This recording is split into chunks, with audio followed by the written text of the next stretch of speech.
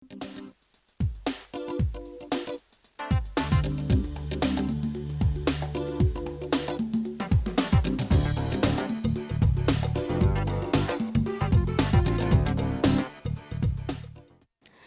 terima kasih untuk Anda yang telah bergabung bersama kami di Sulawesi Tengah hari ini dalam segmen aspirasi masyarakat. Nah, untuk Anda yang ingin menyampaikan sanggahan maupun juga tanggapan, saran, silakan bergabung bersama kami di 0451452414. Baik, dan memang kita masih akan terus membahas tentang perkembangan penyebaran kasus COVID-19 dan seperti apa yang kita lihat begitu pemirsa, maaf di layar televisi Anda untuk Sulawesi Tengah sendiri, ini kategori orang dalam pemantauan berjumlah 291 orang dan kemudian pasien dalam pengawasan itu 24 orang dan terkonfirmasi positif terpapar itu adalah 19 orang dan meninggal dunia adalah 2 orang dan kita lihat ini adalah breakdown dari masing-masing kabupaten kota Yunita ya.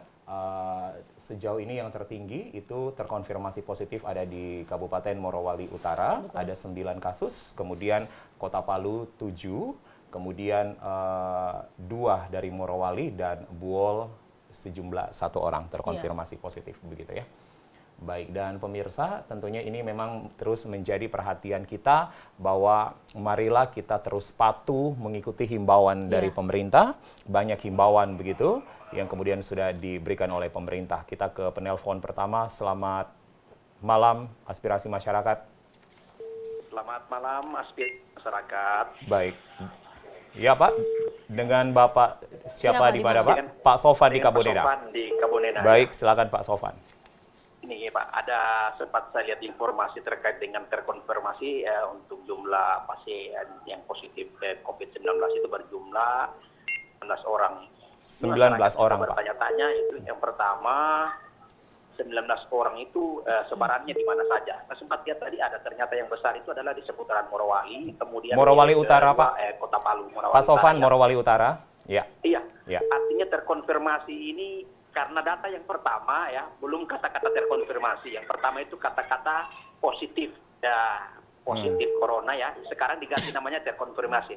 Yang mana yang sebenarnya ini? Apakah memang akurat atau masih diragukan dengan menggunakan kata-kata konfirmasi ya. Itu yang pertama Pak ya. Kemudian yang kedua, pasien yang ODP atau orang dalam pengawasan ini semestinya ya, kalau saran kami sebagai masyarakat ini ODP ini kan boleh dikatakan sudah diketahui statusnya kalau dia misalnya pasien yang keberadaannya dari luar. Ini tentunya ini harus segera dilakukan sampel darah ya. Orang seperti ini tidak bisa lagi dibiarkan untuk berkeliaran ya. Karena ya kita tidak ketahui misalnya kalau misalnya kita menunggu waktu 14 hari sementara dia sudah kesana kemari kan bisa mempengaruhi terhadap masyarakat sekitarnya seperti itu. Kalau bisa memang, kalau dia sudah dikatakan ODP, segera dia lakukan untuk pengambilan sampel darah. Jangan hanya menunggu pada posisi PDP baru diambil darahnya. Kalau bisa yang ODP sudah diambil darahnya, supaya data ini cepat diketahui. Itu yang kemudian yang ketiga ini, orang-orang yang tersebar ini, mohon 7 orang itu diketahui dulu.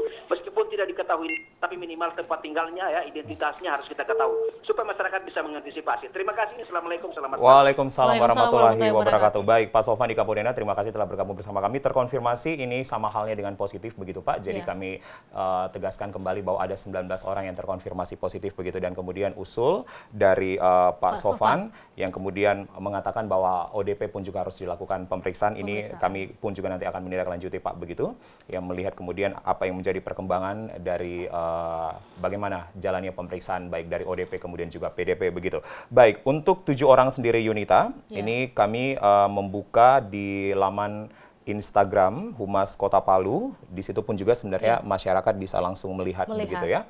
Namun kalau bisa kami informasikan begitu ya, ada beberapa pesebarannya ya, ada di Mantikulore ya, kemudian di Palu Selatan, Palu Barat dan Tatangah sejumlah 4 orang dan totalnya adalah 7 orang. 7 orang. Ya. Nah, tentunya juga ada kabar baik di mana 95 ODP yang dinyatakan sehat yang berada di Kabupaten Parigi Motong. Baik, kita ke penelpon selanjutnya Yunita. Selamat malam aspirasi masyarakat. Assalamualaikum warahmatullahi wabarakatuh. Waalaikumsalam warahmatullahi wabarakatuh. Selamat malam. Malam, Pak. Silakan aspirasinya. Dalam rangka memutus tali rantai COVID-19, Hmm. Ya. Saya kira kita perlu mencontohi PSBB yang diterapkan di Jawa sana Baik. untuk mengantisipasi merebaknya virus corona. Sebelum di Sulawesi Tengah pada umumnya dan Palu pada khususnya ini menjadi merebak virus ini. Jadi salah satu cara untuk mencari solusi, saya kira Pemda, baik kota maupun provinsi, perlu mencontohi, menerapkan PSBB itu sebelum virus ini menjadi meluas. Baik. Pak Munif? Ya. Ya, jadi Bapak kemudian menyarankan bahwa pemberlakuan pembatasan sosial Ya. berskala besar PSBB itu pun juga harusnya dilakukan di Sulawesi Tengah, begitu Pak?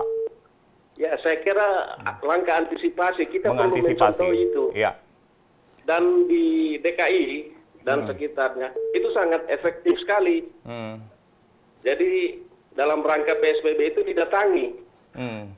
orang-orang yang tidak memakai alat pelindung diri seperti masker dan lain sebagainya. Itu didatangi di warung-warung Baik. dan jalan-jalan. Baik. Sehingga betul-betul mengantisipasi lockdown, merapatkan pintu, kunci. Baik. Sehingga peluang untuk masuknya virus ini betul-betul terjaga dengan baik. Baik, Pak. Saya kira demikian, kita perlu mencontohi itu PSBB Ya. itu. Baik, Pak Munif, kita nanti kemudian akan menindaklanjuti begitu apa yang menjadi saran. Ya. Artinya pun juga PSBB ini memang harus dikaji begitu Pak dari masing-masing daerah yang kemudian nanti harus mendapatkan persetujuan dari Menteri Kesehatan begitu ya. Betul, Apakah dan kemudian tentunya PSBB bisa juga- dilakukan? Ya. Dan tentunya juga untuk pemakaian masker untuk seluruh masyarakat itu mungkin harus diwajibkan. Betul, Yunita. Dan mungkin juga aparat membantu Ya. agar masyarakat bisa tertib seperti Bisa tertib karena memang ini anjuran terbaru Iya. dari Badan Kesehatan Dunia WHO yang kemudian menganjurkan siapapun dalam kerumunan yang banyak Iya. itu harus menggunakan masker. Baik, kita ada penelpon. Halo. Selamat malam. Assalamualaikum. Waalaikumsalam. Waalaikumsalam warahmatullahi wabarakatuh. Baik, dengan Bapak siapa di mana? Pak Aris. Pak Aris, silakan Pak Aris dengan aspirasi Anda, Pak. Iya, kebetulan saya lagi menonton juga ini, Ya. jadi saya lihat ada pembicaraan COVID. Baik. Pak Aris, Saya sendiri ini sebagai ODP. mohon maaf Pak, bisa diulang Pak Aris statementnya? Ya, saya sendiri ini sebagai ODP. Bapak Haris Baik, sendiri jadi Bapak sebagai masuk ODP. dalam kategori ODP Iya. begitu Pak? Iya, Iya, kemudian apa yang Karena bisa Bapak kami sosialisasikan Pak? baru pulang dari Papua, Ya. Makassar, Palu. Jadi dikategorikan ODP. Saran kami di sini, kalau bisa ODP itu diberikan masker. Masker Pak? Kemudian Diberikan masker. diberikan vitamin C. Baik. Wah, Pak Aris, kemudian, Pak Aris, iya, dan saat ini Bapak kemudian melakukan isolasi mandiri Pak di rumah. iya, kami sudah isolasi mandiri dan memang kami sudah mencukupi target 2 minggu.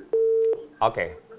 Nah, jadi ke depannya itu kalau ada lagi ODP, supaya petugas kesehatan itu secepatnya mengunjungi rumah ODP dan memberikan ADP. APD Ya, Pak maksudnya masker. alat pelindung diri Pak? APD. Ya, Iya. masker.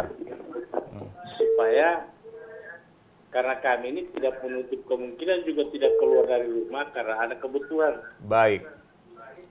Pak Aris, artinya sampai saat ini ketika Bapak dinyatakan sebagai ODP itu belum diperlengkapi, belum diberikan fasilitas oleh Dinkes, masker, APD begitu dan kemudian vitamin itu pun juga sama sekali tidak dilakukan, Pak.